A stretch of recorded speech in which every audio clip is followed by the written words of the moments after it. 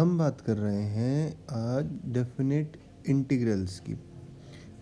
Integrals में क्या होता है, हम वैल्यूज़ निकाल रहे हैं, एक फंक्शन है एक्स की टर्म्स में, हमने उसका एक एंटी डेरिवेटिव के हमारे पास इंटीग्रल आ गया। आज हम जानेंगे कि डेफिनेट इंटीग्रल क्या होता है।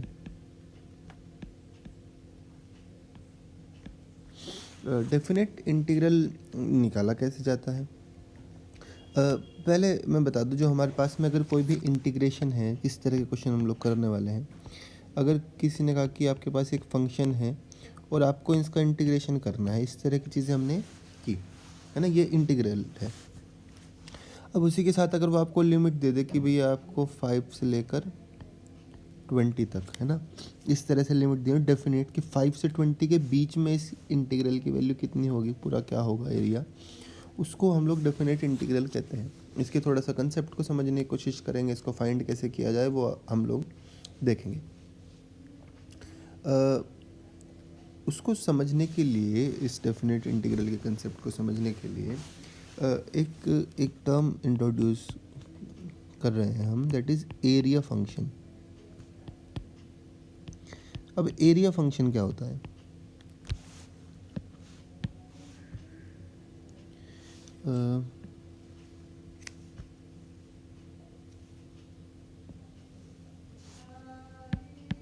मेरे पास में एक मैं फंक्शन बनाया मैंने, दैट इज़ एफ एक्स, ठीक है।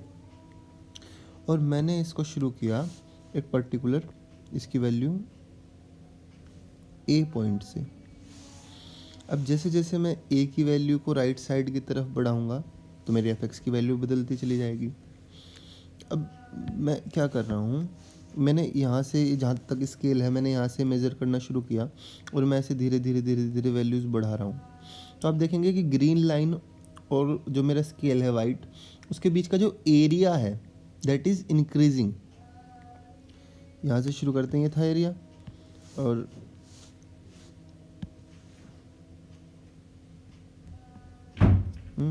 मैं और थोड़ा सा आगे बढ़ा तो जो एरिया था ग्रीन और वाइट के बीच का वो और ज़्यादा कवर हो गया। तो जैसे जैसे मैं आगे की तरफ बढ़ रहा हूँ, देखेंगे फंक्शन जो ब्लू कलर से है उसकी वैल्यू भी बढ़ती जा रही है, और जो एरिया है ग्रीन लाइन और वाइट स्केल के बीच का वो भी कंटिन्यूसली इंक्रीज हो रहा है। अब जैसे जैसे मैं x की वैल्यू इंक्रीज कर रहा हूँ वैसे वैसे मेरा जो एरिया है दैट इज़ इंक्रीजिंग, है ना। मैं लिख रहा हूँ कि मेरे पास में एक तो x है, x एक्सिस की तरफ जा रहा हूँ, फिर मेरे पास में एक एफ एक्स है जो मेरा फंक्शन है जिसकी मैं बात कर रहा हूँ, और फिर मेरे पास में एक है एरिया जो मेरे पास में जो बढ़ रहा है धीरे धीरे टाइम के साथ। जैसे मैं अब यहाँ पर फॉर इंस्टेंस मैं एक पोजीशन यहाँ पर बना देता हूँ कि मेरी यहाँ तक की बात मैंने की, एंड दिस इज़ एक्स, ठीक है। ए से लेकर एक्स तक मुझे जाना है, तो एरिया ऐसे फाइंड किया। इन्हीं चीज़ों को क्या है, ये मेरे पास में इनपुट है जो मैं एक्स एक्सिस पर इंक्रीज कर रहा हूँ। दूसरे मेरे पास में फंक्शन है ना, जिसके अलोंग जो मेरी फिर फंक्शन की वैल्यू बढ़ रही है, जैसे ऊपर दिया हुआ है यहाँ पर एक्स स्क्वायर प्लस 1, एक फंक्शन है ना, उसकी कुछ वैल्यू बढ़ेगी या घटेगी जैसे भी होगा। और उस कर्व के नीचे, उस फंक्शन की कर्व के नीचे जो चीज़ आप देख रहे हैं बढ़ रही है येलो कलर से, this is called area function,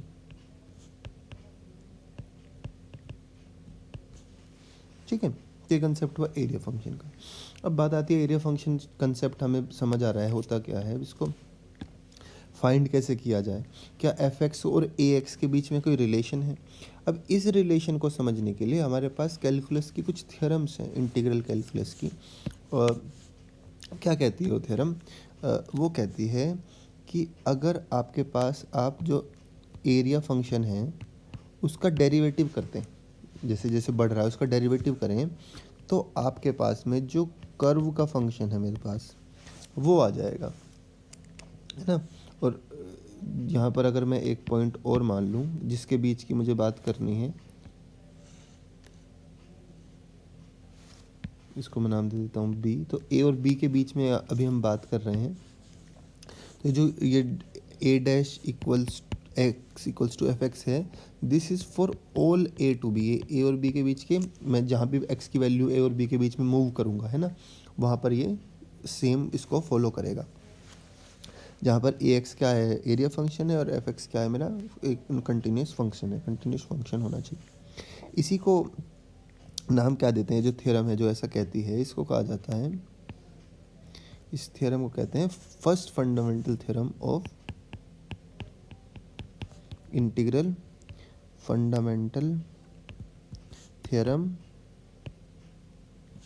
of integral calculus, है ना। ये सीधा सा कहती है एरिया फंक्शन का डेरिवेटिव करेंगे तो आपके पास एफ एक्स आ जाएगा। एक चीज़ हुई। अब एरिया फंक्शन की बात हुई। अब अगर मैं इसी चीज़ को थोड़ा सा ऑपोजिट में करूं कि एक्स को मैंने क्या एक्सटेंड कर दिया, मैं बिल्कुल बी तक ले गया एंड पर। अब इसी के हेल्प से हमने देखा कि इंटीग्रल क्या होता है, डेरिवेटिव का ऑपोजिट होता है। इसी की हेल्प से मैं क्या कह सकता हूँ कि अगर मैं एफ एक्स का इंटीग्रेशन कर दूँ तो मेरे पास क्या आ जाएगा, मेरे पास में ए एक्स आ जाएगा, है ना। ऊपर वाली लाइन के से मैं इम्प्लाई कर सकता हूँ भाई उसका डेरिवेटिव करने पर एफ एक्स आ रहा था, एफ एक्स का इंटीग्रेशन करने पर ए एक्स आएगा। अब डेरिवेटिव करना कहाँ है, किस रेंज में करना है, हम कर रहे हैं ए से लेकर बी तक की बात। एरिया कहाँ से फाइंड करना है, मुझे ए से लेकर बी तक के बीच में एरिया फाइंड करना है। तो जो मैं इंटीग्रेशन है ना करूँगा, उसकी भी कुछ लिमिट होगी, वो होगी ए से लेकर बी तक। तो इससे मुझे क्या समझ में आया, जहाँ पर भी मुझे सिंबल नज़र आएगा, अब उसका मतलब मुझे मेरे दिमाग में क्या होना चाहिए, area under curve F X from A to B. A से बी के बीच में जो एफ एक्स होगा उसके नीचे का एरिया की बात कर रहा है, जहाँ पर भी आपको डेफिनेट इंटीग्रेशन दिखे तो आपके दिमाग में ये चीज़ आनी चाहिए। अब इसको सोल्व कैसे करेंगे, इसको सोल्व करने के लिए हमारे पास में तरीका होता है कि आप पहले तो इसका इंटीग्रेशन किया, उसके बाद आप उसकी लिमिट्स लगा देते हैं, बी ए, है ना। एरिया निकालना है। अब देखिए इंटीग्रेशन का मतलब एरिया, अब एरिया निकलेगा कैसे, ए से बी के बीच का। वो कहते हैं कि आपको ये सारा एरिया निकालना है, दिस इज़ वाइट। अब मैं इसको लिख रहा हूँ कि आप क्या करो, आप बी तक का एरिया निकाल लो, है ना। यानी कि ये हो जाएगा एरिया टिल बी। फिर आप क्या निकाल लो, एरिया टिल ए, है ना। ए तक का एरिया कितना है, और अगर आपको उनके बीच का एरिया निकालना है, ए से लेकर बी तक के बीच का, तो आप क्या करेंगे, अगर आपको ये एरिया निकालना है तो आप कैसे करेंगे, ए बी जो है, बी तक का जो एरिया है उसमें से माइनस कर देंगे एरिया टिल ए तक वाला जो पीछे पीछे वाला एरिया है, तो आपके पास क्या आ जाएगा, उनके बीच का एरिया आ जाएगा ना। Simple common sense logic, mathematical logic उन्होंने लगाया। तो इसको जब मैं एरिया निकालना है तो मैं यहाँ पर भी कैसे निकालूंगा, मैं लिखूंगा ए ऑफ बी, बी तक का एरिया जो बाद वाला पॉइंट है उस तक का मैं पूरा एरिया निकाल लूँ कर्व के नीचे, और जो मेरा इनिशियल पॉइंट है उस तक का पूरा एरिया मैं निकाल लूँ कर्व के नीचे वाला। तो मेरे पास में जो है एरिया अंडर कर्व आ जाएगा between point A to B. और इसी चीज़ को उन्होंने अभी एक नई थ्योरम जो हमारे पास में बनी, उसी को उन्होंने क्या नाम दिया है, दिस इज़ कॉल्ड, मैं यहाँ पर लिख दे रहा हूँ इसको,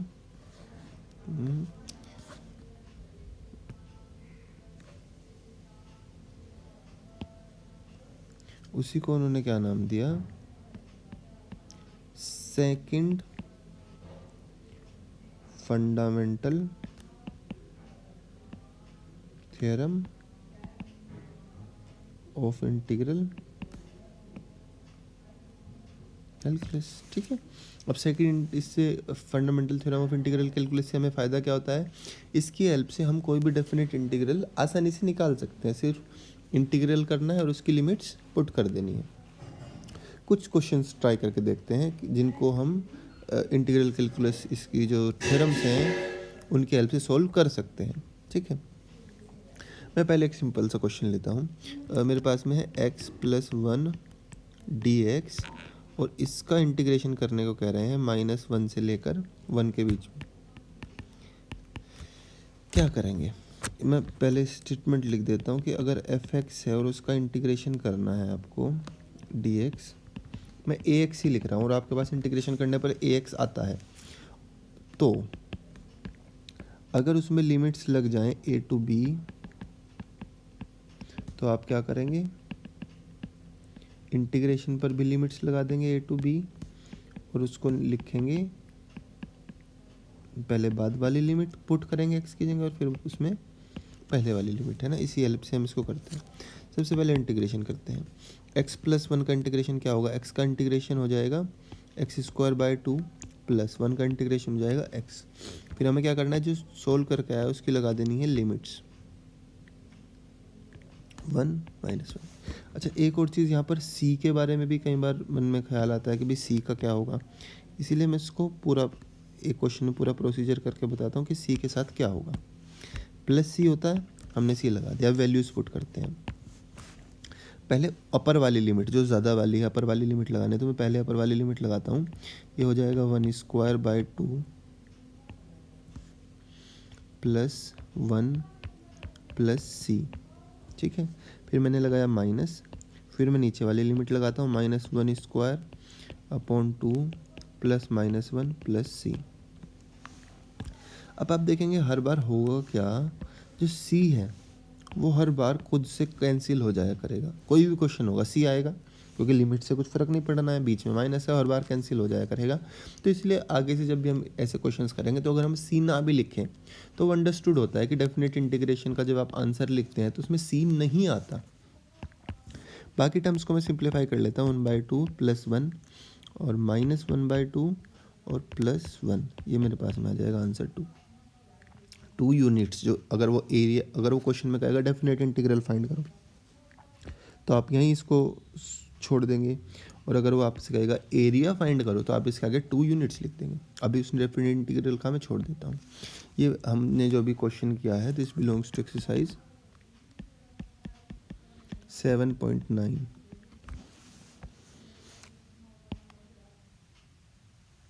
ठीक, इसी तरह से हम बाकी क्वेश्चंस भी कर सकते हैं। सिंपल इंटीग्रेशन जो हमने पिछले उसमें पढ़ा है सेम प्रोसीजर से होगा, बस एक काम हमारा क्या होगा, हम उसको जो है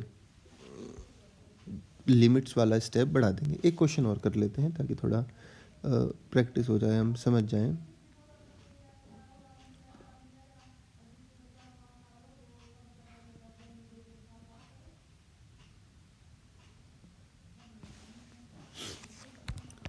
मैं 15th क्वेश्चन करता हूँ। ही इज सेइंग कि please find 0 to 1 X E की power X square D X. See, पहले डेफिनेट इंटीग्रल, मैं फिर से फॉर्मूला एक बार लिखूंगा, एग्जाम में भी ज़रूर लिखें, नोटबुक में भी लिखेंगे तो याद हो जाएगा और प्रैक्टिस बनी रहेगी एग्ज़ाम में लिखने की। मैं सबसे पहले लिखता हूँ कि भैया अगर F X D X equals to A X है तो integration of A to B F X D X जो है वो हो जाएगा A X A to B and it will be A B minus A A. ठीक है, मैं इसको लिख रहा हूँ। पहले इंटीग्रेशन करते हैं सिंपल। एक्स कैसे करेंगे इंटीग्रेशन, इसका सब्सटीट्यूशन से करेंगे, हमें पता है। यहाँ पर दिख रहा है एक्स स्क्वायर को टी रखूँगा तो 2x equals to D x, ये हो जाएगा D T, x D x हो जाएगा 1/2 डी टी। तो मैं क्या करता हूँ, पहले इनडेफिनेट इंटीग्रल बिना लिमिट्स वाला ही फाइंड कर लेता हूँ। ये हो जाएगा एक्स स्क्वायर की जगह टी और एक्स टी एक्स की जगह ई की पावर टी डी टी। मैंने कैसे किया, मैंने एक्स स्क्वायर को उठा कर रखा यहाँ से और मैंने एक्स डी एक्स को उठा कर रखा, मैंने वैल्यूज़ रिप्लेस की तो मेरे पास में ये बन गया।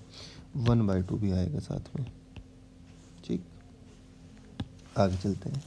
ई की पावर टी का इंटीग्रेशन होगा 1/2 ई की पावर टी और प्लस सी। एक्स की वैल्यू वापस रख देते हैं तो ई की power X square by 2 plus C. ठीक है, नाउ अब इंडेफिनेट इंटीग्रल निकाल लिया बिना लिमिट्स वाला, अब लिमिट्स वाला निकाल लेते हैं। उन्होंने दिया है एक्स ई की power X square D x और लिमिट्स क्या दी हैं 0 से 1। तो ये किसकी इक्वल होगा, जो मेरा आंसर आया है इंटीग्रेशन करने के बाद उसमें मुझे लिमिट्स रख देनी है। लिमिट्स कैसे रखेंगे, पहले अपर लिमिट रखेंगे e⁻1² by 2 plus C, minus दूसरी लिमिट रखेंगे e⁻0² बाई 2 प्लस सी। ये हो जाएगा e/2 प्लस सी माइनस, और e⁻0 कितना हो जाएगा 1/2 प्लस सी। इस बार भी सी से सी कैंसिल आउट हो जाएगा, तो मेरे पास में बचेगा e/2 minus 1/2, that is e-1/2। ये हमारा सॉल्यूशन हो गया डेफिनेट इंटीग्रेशन का। बाकी क्वेश्चन सेम पैटर्न पर है। अगर आपने जैसे इंटीग्रेशन किया है सेम फॉर्मूलाज को यूज़ करें और उसको हो जाए। एक बार फटाफट से रिकैप ले लेते हैं। हमने देखा डेफिनेट इंटीग्रल सोल्व करने हैं तो कैसे करेंगे, उसका हमने पहले एग्जांपल देखा कैसे क्वेश्चंस हो सकते हैं। उसको समझने के लिए हमने कंसेप्ट को समझने के लिए हमने एरिया फंक्शन देखा। कोई भी कर्व जो है मेरी ब्लू कलर से दिख रही है, मुझे अगर उसके किसी एक स्टार्टिंग पॉइंट में करूँ ए, उससे आगे की तरफ जैसे जैसे मैं अपनी एक्स की वैल्यूज़ बढ़ाऊंगा, इनपुट को बढ़ाऊंगा, तो मेरी एफ एक्स की वैल्यू भी चेंज होगी, बढ़ेगी या घटेगी, डिपेंडिंग अपॉन इंक्रीजिंग फंक्शन है कि डिक्रीजिंग। लेकिन हर बार उसके जो नीचे का एरिया है, कर्व के अंडर का एरिया, कर्व और एक्स एक्सिस के बीच का एरिया, वो जैसे जैसे मैं आगे बढ़ूंगा वो बढ़ता चला जाएगा, रिप्रेजेंटेड बाय येलो लाइंस। ये जो एरिया बढ़ रहा है एक्स की वैल्यू बदलने पर, मैंने कहा तो अगर एक्स की वैल्यू बदलने पर फंक्शन भी बदल रहा है, एक्स की वैल्यू बदलने पर एरिया भी बदल रहा है, it means area is a function of x, और उसी को हमने नाम दिया एरिया फंक्शन। अब दोनों के बीच का, उसके बीच में जो हमारी first fundamental theorem of integral calculus है, इट सेज कि अगर आप एरिया फंक्शन का डेरिवेटिव करते हैं तो आपके पास में वो फंक्शन जो कर्व फंक्शन है जिसका एरिया निकाल रहे हैं वो कर्व फंक्शन एफ एक्स आ जाता है। इसमें हमारी second fundamental theorem of integral calculus help करती है।